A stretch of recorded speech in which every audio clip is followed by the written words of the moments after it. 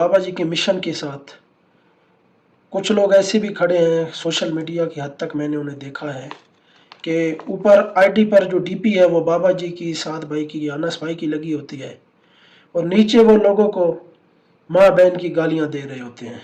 पिछले दिनों भी मुझे एक दोस्त ने शिकायत की कि यार आपके लोग तो इस तरह करते हैं।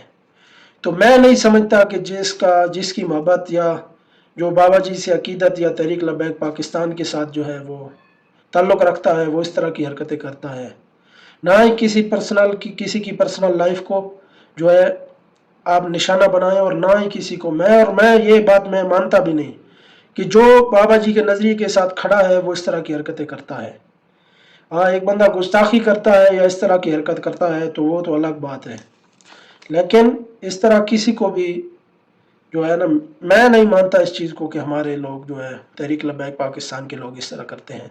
बहरहाल लोगों ने मुझे काफ़ी बताया कि इस तरह की जो है, लेकिन वो शायद कुछ लोग घुस चुके हैं अब जो है कि जिस तरह काली भेड़ें पहले सानिया मुरीदकी के बाद जो काली भेड़ें नकाब हुई हैं, बेनकाब हुई हैं, वो जो है पहले घुसे हुए थे, जब मुश्किल वक्त आया तो वो साइड लाइन हो गए। इसी तरह सोशल मीडिया के अंदर भी इस तरह के काफ़ी लोग घुसे हुए हैं जो इंतशार फैला रहे हैं।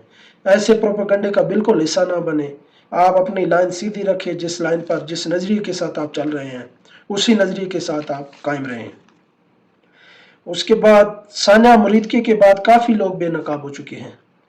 जैसे कुछ लोग सवालात कर रहे हैं कि मार्च क्यों निकाला, किस लिए निकाला, इतने बंदे मर गए, फलां है।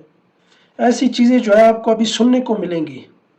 ये अल्लाह ताला की तरफ से हमारा इम्तिहान है और बहुत सख्त जो है इम्तिहान है, और ये मुश्किल वक्त तहरीक पर आया है और ये हमेशा के लिए नहीं रहेगा। ये कुछ वक्त के लिए तो मुमकिन है, लेकिन हमेशा के लिए ऐसा इंशाल्लाह अच्छा वक्त आएगा। और दोबारा जब तहरीक लब्बैक पाकिस्तान जो है पावर में आएगी, इंशाल्लाह अब की बार जो तुम लोगों ने तहरीक लब्बैक पाकिस्तान पर दहशतगर्दी का टैग लगाया है ना, अगली बार ये इंशाल्लाह ना ही पुरअमन होंगे और ना ही निहत्ते होंगे। जैसे तुम लोगों ने इस दफ़ा रवैया अख्तियार किया है उसी तरह ही तुम लोगों के साथ निपटा जाएगा इंशाल्लाह।